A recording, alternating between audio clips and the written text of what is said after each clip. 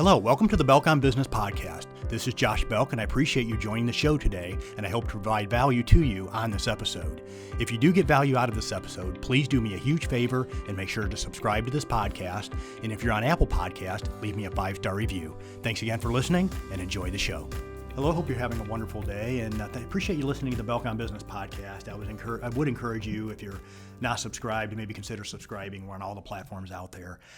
Today we're going to talk a little bit about effective coaching, training, and mentoring, and I think probably use most of those words interchangeably as we work through just 4 different kind of ideas or items as it relates to coaching or mentoring or training. And I think for all of us, usually the person that does the teaching is many times doing the learning, and I find that for myself and for many others, many times they learn best by actually training somebody else or teaching somebody else or coaching somebody else. And I know a lot of times when I go in and have a client that calls and says, "Hey, Josh, we're struggling in this particular area. Can you come and help us?" Through being forced to study and then getting in there and having that interaction, I end up learning a ton, a lot more than if I just went and tried to kind of go at it alone or kind of being in the other seat. So if we want to be effective at coaching or training or mentoring, some things maybe you want to consider. First of all, we need to learn to ask good questions. So asking good questions, and undoubtedly you've probably listened to others that talk about this, but as a coach or as a mentor, the goal really is to try to determine how we can help the person that we're trying to coach or mentor, okay, or the person that we're trying to train. The goal isn't always for me to meet my objectives. As a business owner, there are times that I'll sit down and I'll train my employees. There are other individuals out there that may call me and say, "Hey, Josh, would you be willing to kind of maybe mentor or help me or coach me in this area?" One thing I want to learn is where are they wanting to go? What is the goal that they're trying to achieve? Of course, as a business owner, when I'm training, of course I have the goal. I need them to learn this material, but I want them or learn how to perform a particular task. Okay, but I do want them within doing that to be able to reach their own individual accomplishments. And the only way I'm going to learn where they want to get, or where they're at, even currently. So if they're on that process of they're needing to learn something, finding out where they're at, is to be able to ask good questions. And this is kind of something that you just do or learn by doing. And there's not like a book out there, How to Ask Good Questions. Of course, maybe there is a book out there that states that, but it's kind of one of those things that many times you learn about what types of questions to ask by simply getting out there and asking questions and learning what sort of dialogue, what sort of feedback that you receive. So first of all, learning to ask good questions. Secondly, listening to understand. So first of all, I talk about the asking part, and then secondly, the listening part. So listening to understand, not simply to reply. This is true most of the time in any relationship, even in a marital relationship many times, is learning to become a better listener. Okay, but this is especially true when you talk about coaching, mentoring, and training is listening.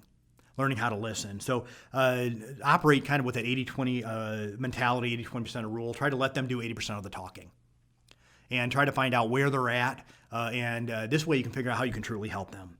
And also listening will force you or help you to put aside your own biases, assumptions, and experiences. So many times we kind of go in and we have something we want to say. Oh, we have an answer to that question. Or well, this is where we think you should be.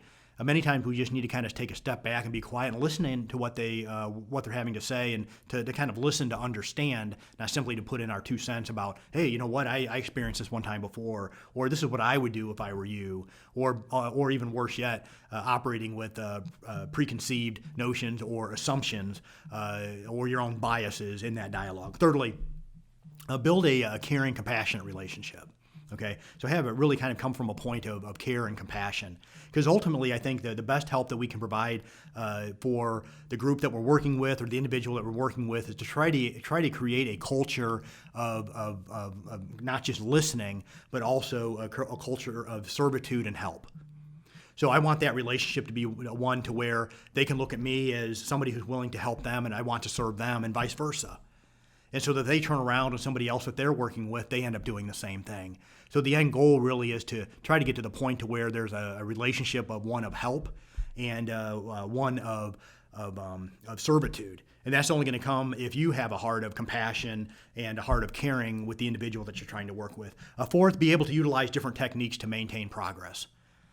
And different people learn different ways. My son, my youngest son, his name is James, and he has a little bit of a learning disability, and and I hope I don't embarrass him if he listens to this, and I don't think he would mind.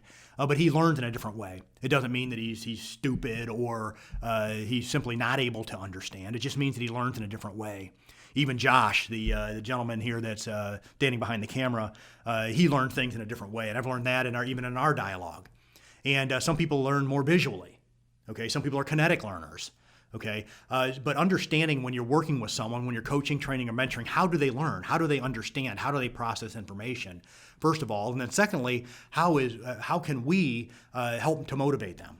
So different people have different ways that they're motivated, and kind of learning what those buttons are. Sometimes it may be supportive language. So some people they just need a little bit of encouragement. Other people they need more admonishment. They kind of need to maybe you to stick your finger in their face a little bit more.